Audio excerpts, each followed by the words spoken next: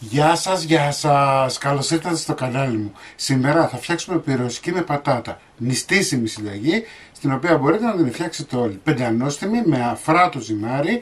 Μην ξεχνάτε να κάνετε κοινοποίησεις στα βίντεό μας, να κάνετε γραφούλα στο κανάλι μας, οτιδήποτε χρειάζεστε μπορείτε να έρθετε στην ομάδα μας Μαγειρικές Απολαύσεις στο Facebook. Και πάμε τώρα να σας δείξω τη συνταγή, την εκτέλεση και τα υλικά. Θα ξεκινήσουμε να φτιάξουμε πρώτα τις πατάτες. Έτσι θα βράσουμε τις πατάτες μας 25 λεπτά να μαλακώσουν καλά. Τις κόβουμε σε κομμάτια για πιο γρήγορα. Βάλαμε τις πατάτες μας. Θα βάλουμε λίγο αλάτι, ένα κουταλάκι του γλυκού, θα προσθέσουμε καυτό νερό να σκεπαστούν οι πατάτες και θα τις βάλουμε να βράσουν για 20 με 25 λεπτά. Πάμε να φτιάξουμε το ζυμάρι μας. Θα βάλουμε ένα φακελάκι ξερή μαγιά,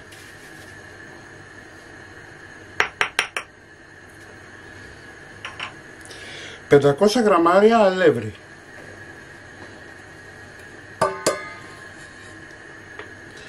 5 γραμμάρια αλάτι,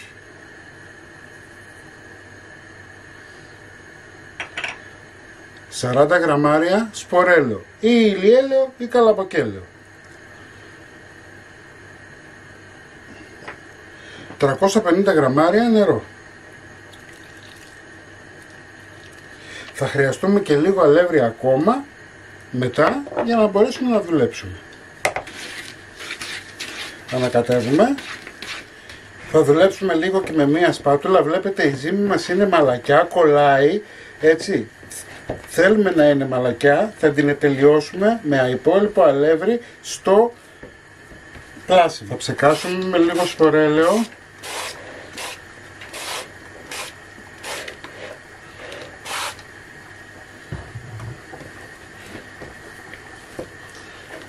Θα σκεπάσουμε και θα αφήσουμε τη ζύμη μας να διπλασιαστεί.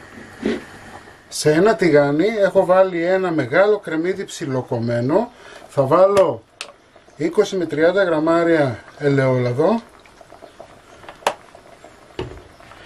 και ανάβω τη φωτιά. Θέλουμε να τσιγαριστεί. Μπορείτε να βάλετε άνηθο σε όσους αρέσει, γιατί έχει πολύ δυνατή γεύση και σε κάποιους δεν αρέσει. Οπότε αν στην οικογένειά σας αρέσει μπορείτε να βάλετε άνηθο. Εγώ θα βάλω λίγο μαϊντανό, έτσι είναι λίγο πιο ουδέτερος. Αφήνουμε να μαραθούν καλά.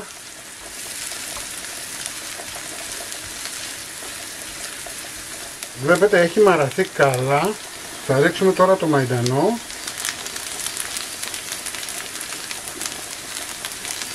Και θα κλείσουμε τη φωτιά.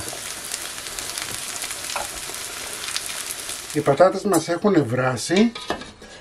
Θα τις πάρουμε. Να σας ξαναπώ, το νερό δεν το πετάμε. Έτσι το αφήνουμε μήπως χρειαστούμε να βάλουμε στις πατάτες. Να σας το ξαναπώ πάλι ότι τα μυρωδικά είναι προαιρετικά. Έτσι. Εσείς βάζετε ό,τι θέλετε. Μπορείτε να βάλετε μαϊντανό, μπορείτε να βάλετε άνηθο, μπορείτε να βάλετε δυόσμο. Έτσι, είναι στη δική σας την κρίση. Λοιπόν, θα λιώσουμε τις πατάτες καλά. Θα πάρουμε λίγο νερό από τις πατάτες.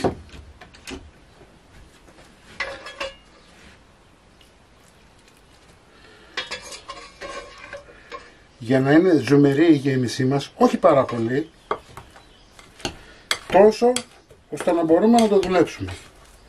Δηλαδή 4-5 κουταλιές της σούπας, όχι παραπάνω. Πάμε τώρα να βάλουμε μυρωδικά. Θα βάλουμε αλάτι,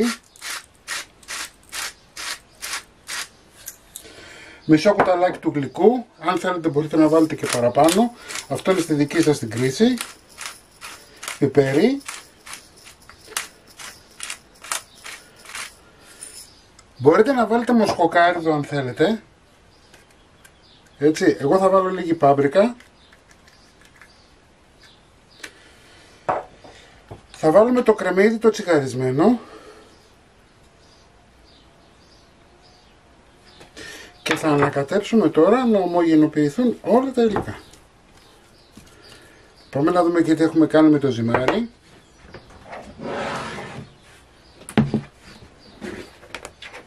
Βλέπετε, θέλει ακόμα. Λοιπόν, είμαστε έτοιμοι. Βάζουμε λίγο αλεύρι στον πάγκο μας.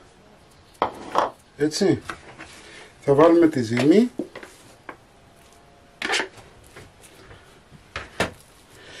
Θα τη δουλέψουμε λιγάκι.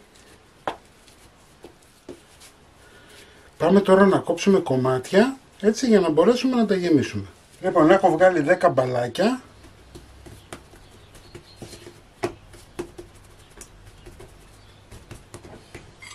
Θα πάρουμε γέμιση.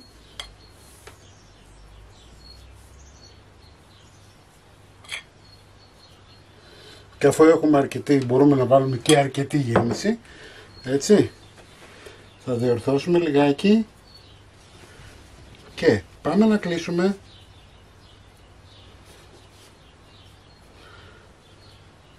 Εδώ θέλω να είσαστε λίγο προσεκτικοί. Θέλω να κλείσει πολύ καλά. Και το πρώτο είναι έτοιμο. Το ακουμπάτε σε λαδόκολλα. Εντάξει. Και πάμε να φτιάξουμε το επόμενο. Βάζουμε αλεύρι στον πάγκο. Ανοίγει με τα δάχτυλά σας. Δεν χρειάζεται να παιδεύεστε. Βλέπετε. Είναι τόσο ωραία η ζύμη.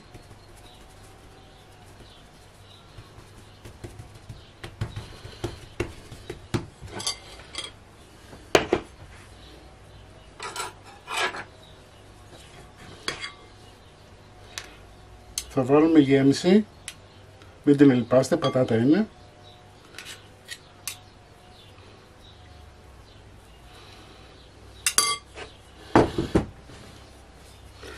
Θα κλείσουμε.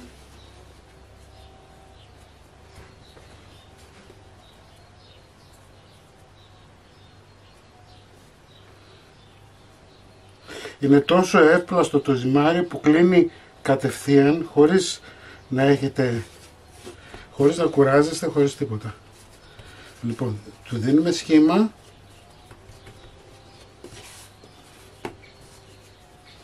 Κλείνουμε καλά. Αυτό μας ενδιαφέρει.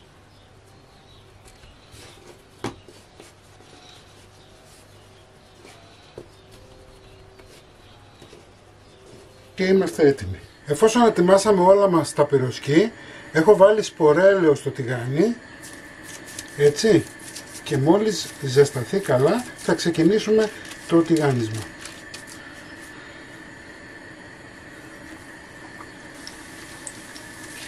Δεν θα μου βάζετε πολλά, 1 το πολύ 2, έτσι, γιατί δεν θέλουμε να πέφτει η θερμοκρασία του λαδιού. Γυρνάμε.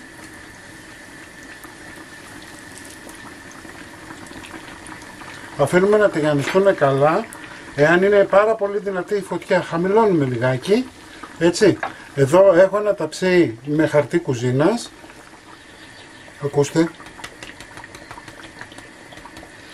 Έχουν τραγανή κρούστα, βέβαια όταν θα τα βγάλουμε από τη φωτιά θα μαλακώσουν λίγο. Ωραία. Μην έχετε πολύ δυνατή τη φωτιά σας, δεν χρειάζεται. Αφήστε να τηγανιστούν. Αν και η ζύμη μας μέσα, η γέμιση μας μέσα είναι ήδη έτοιμη, η γέμιση που σας περίσσεψε, έτσι, τρώγεται. Δεν έχει, σας μιλάω ειλικρινά, είναι φανταστική. Ωραία, αφαιρούμε.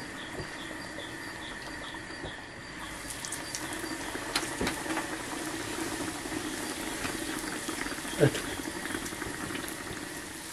Κατά αυτόν τον τρόπο θα τα φτιάξουμε όλα. Εσείς μην ξεχνάτε να κάνετε κοινοποίησεις στα βίντεο μας, να κάνετε εγγραφούλα στο κανάλι μας. Οτιδήποτε χρειάζεστε μπορείτε να έρθετε στην ομάδα μας Μαγειρικές Απολαύσεις στο Facebook.